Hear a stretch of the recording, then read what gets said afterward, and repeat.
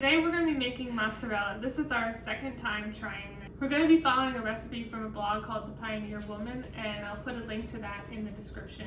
We're going to be using raw milk today. The first time that we did it, we used pasteurized whole milk from the grocery store because that's what was available. But then we found out that a local grocery store actually carries raw milk about 10-15 minutes away from us. So we finally went out and bought it. So we're going to try it out and see how that's going to benefit. So the reason why you want to use raw milk over pasteurized milk, or if you don't have access to raw milk, pasteurized over ultra pasteurized, is because the higher temperatures that you reach with ultra pasteurization breaks down the proteins that are in the milk that help in forming the cheese curd while you're making the cheese.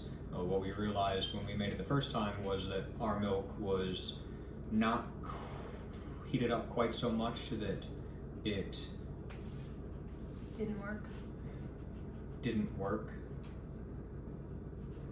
The milk we used wasn't heated up quite so much that it didn't work after we put a lot of effort into it, but it seems like it was right at that temperature where a lot of the proteins were breaking down, and we almost didn't get any curds to form and almost ended up with just this creamy goo.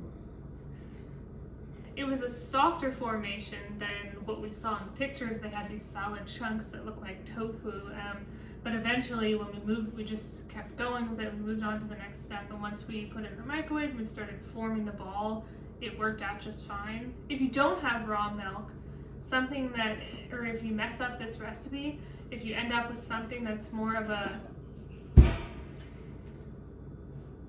If you don't have raw milk, or you mess up the recipe like we did the first time, you can end up with something that's more of a ricotta texture. I think that's the first cheese that I tried making, which was just either you can use lemon juice or distilled white vinegar with milk, and that's it, and it just forms a soft ricotta texture.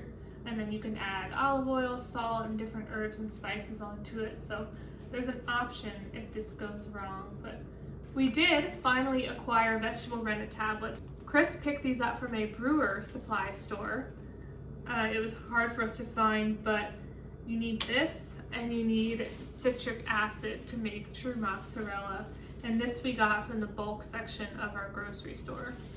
So in the recipe, she tells you to use a non-reactive stock pot because of the citric acid. So we're going to be using this enameled one that we have.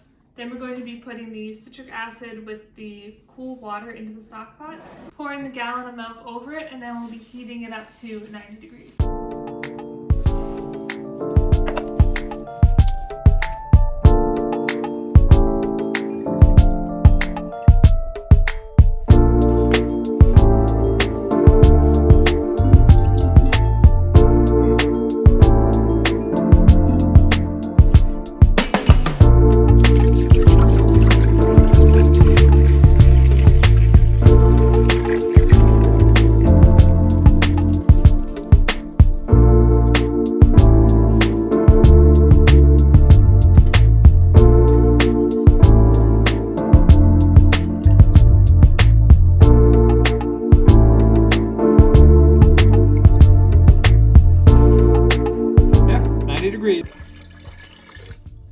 So now we're going to put the lid on and leave it for exactly 5 minutes. And when we come back, hopefully, it has formed a curdle. Is 5 minutes up yet? Okay, so now that it has been 5 minutes, we're going to cut the cheese in a checkerboard pattern. We're going to cut the cheese in a checkerboard pattern, and then we're going to heat it back up to 105 degrees.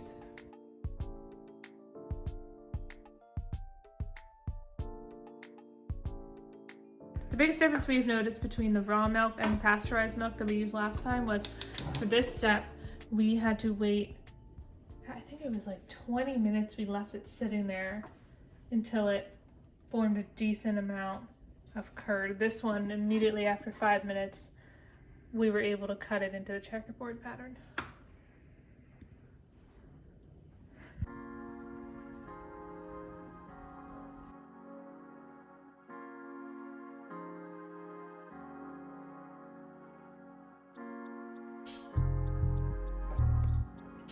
There's a problem with using the cheesecloth is that it ends up just sitting in the way. So we actually got out a second bowl so that we can, once we have all of the curds out of the bowl, we can lift this up and start squeezing it and then putting it into this second bowl. It's a lot more curds than you think.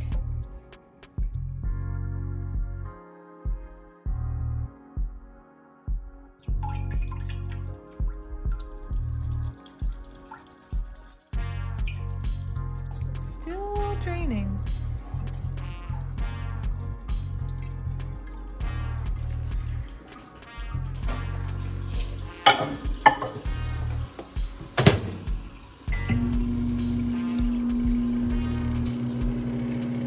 Basically, we're going to be microwaving it we just microwaved it for a minute, and we're gonna be microwaving it for 30 seconds at a time and just draining off as much excess whey as we can, and we'll be pressing the mozzarella and kneading it together. And you should wear food grade gloves for this because it gets pretty hot.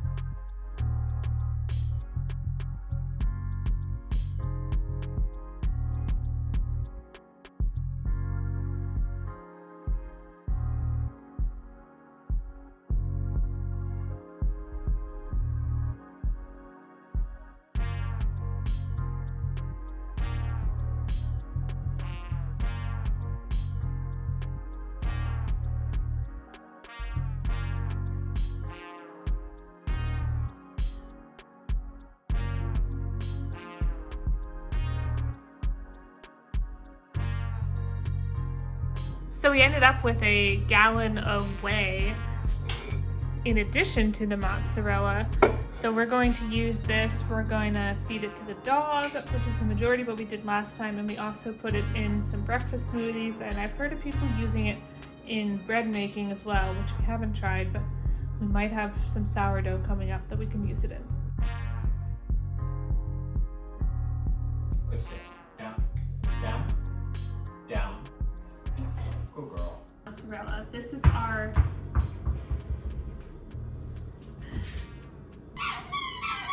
So the reason why you want